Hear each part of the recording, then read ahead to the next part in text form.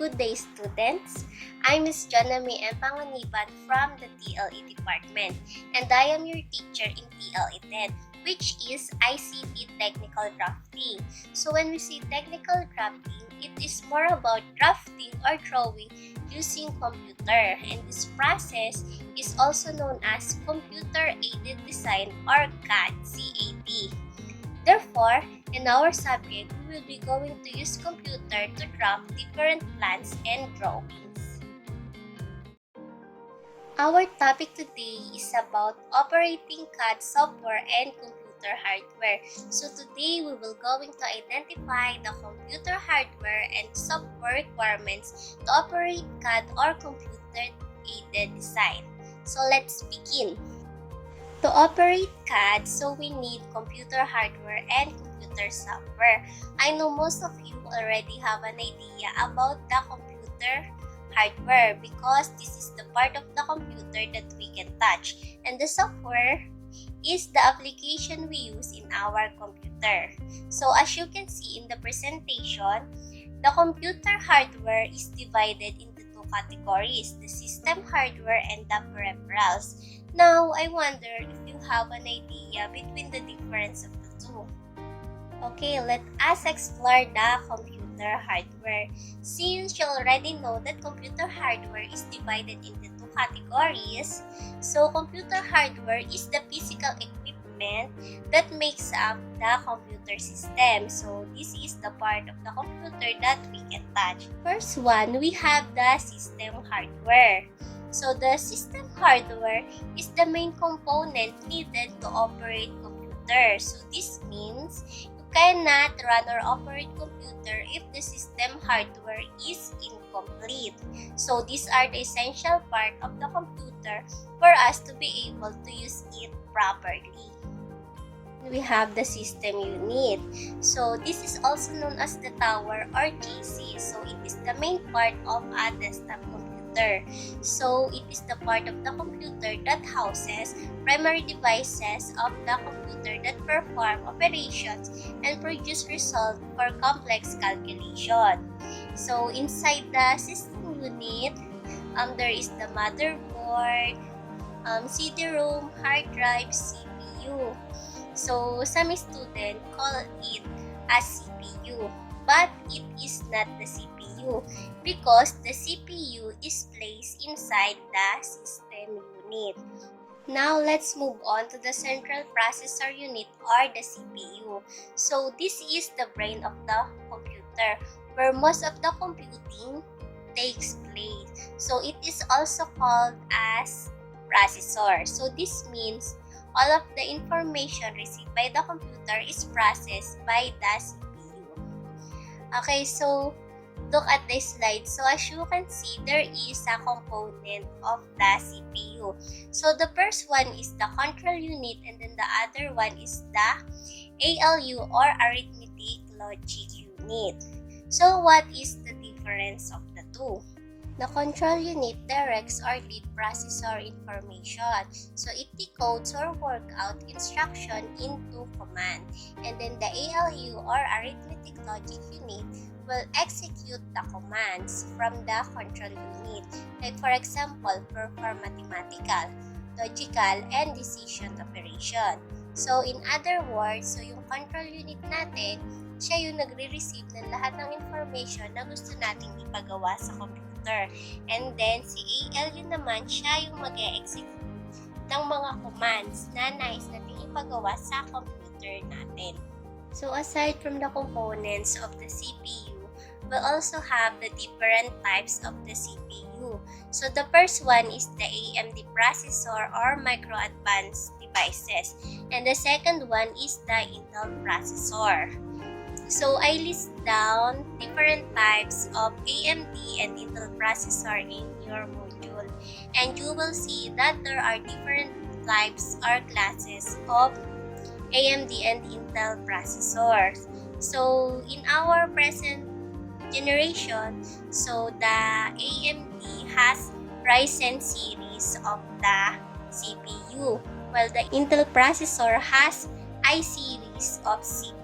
Like for example, Core i3, Core i5, Core i7, and their latest is the Core i9. So, if you will going to install an AutoCAD application, I would likely to recommend to select the Intel processor CPU because it is fast in running the AutoCAD application. So this means it is a fast processor for an AutoCAD application. The next one is the keyboard. So I know most of you already have an idea or know the keyboard. So it is the principal device for communicating with your computer. So as you can see, all keyboard have letter keys, functional keys, and a space bar, which is similar to a typewriter. Okay, so last one, we have the monitor. So as you can see, we have here three types of monitor: the CRT, LCD, and then the LED. So the monitor, it has a screen that display information.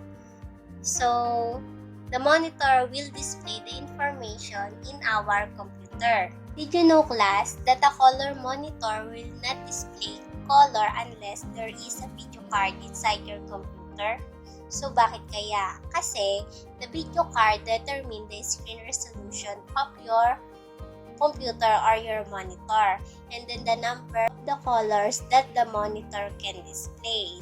So, this means that the video card will enhance the graphic displayed in your monitor.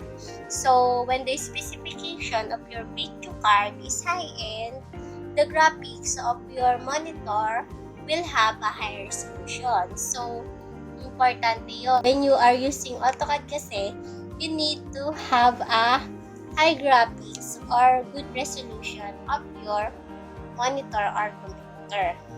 So, that's are the system hardware, the main component needed to run or operate computer. So, now, let us move on to the peripherals.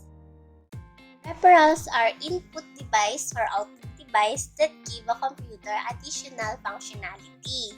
So, they are not essential for the computer to perform its basic tasks. So, they are just an enhancement to the user experience. So, first one, we have the hard disk drive or HDD. It is also known as hard drive. It is a magnetic storage device that installed inside the computer. So, the hard drive is used as the permanent storage for data. So, this means all of the files that you save in your computer will be saved on the hard disk drive. So, in a Windows computer, the hard disk drive is usually configured or named as C:drive. And this contains the operating system and applications. Okay, next one is the optical drive. So, it is a storage device that uses laser to read data on the optical media. Ano ba yung optical media na binabasa niya? So, we have three types of optical drives: the compact disc or CDs, or digital versatile disc or DVD, and the Blu-ray disc. This means the optical drive, so it reads the CD, DVD, and the Blu-ray disc. The next one is the mouse. So it is a small handheld device used to control the cursor or crosshair on the screen. So they can be used to select item by pointing to it and clicking a button. So bakit kaya nandito siya sa peripherals? Hindi siya kasama sa system hardware. So, the mouse kasi is an additional device to make the users work more easier. You can operate naman the computer without the mouse. So, you can operate it with the use of the keyboard. So, yung mouse is a device that we can use to make our work easier. So, that's why it is in the peripherals. The next one is the Digitizer Tablet. So, in these days, these are not commonly used, but it is a graphic drawing tablet used for sketching new images or tracing old ones. So, this is also called a graphic tablet, where the user writes or draws on the surface of the device with a wired or wireless pen. So as you can see, there is also a tablet cursor which is look like a mouse. Next one, we have the printer. I know most of you already know the printer. So it is an output device that is used to print information processed by the computer. So last one, we have the plotter. So this is also a device used in printing, but it is able to produce better quality drawing as compared to the printer. However, the speed of the plotter is generally slower than the printer. So this plotter can usually see in some companies or stores that produce or print big drawings like architectural plans, structural plans, blueprints, and other plans used in constructing buildings. So those are the peripherals of the computer hardware. So now let us explore the software. The software or computer software are the set of programs produced and related documentation associated with a computer system. So set of programs. First one, we have the operating system software. So as you can see in the middle, we have the operating system.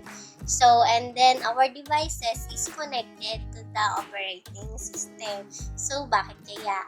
The operating system software provide various level of interaction called interface between the computer and the user, as well as between the computer and the application software. So in other words, the computer system gives command to the computer to function.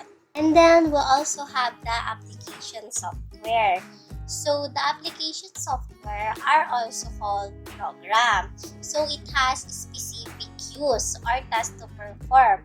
Like for example, the AutoCAD. So AutoCAD are used to draw architectural drawings or layout.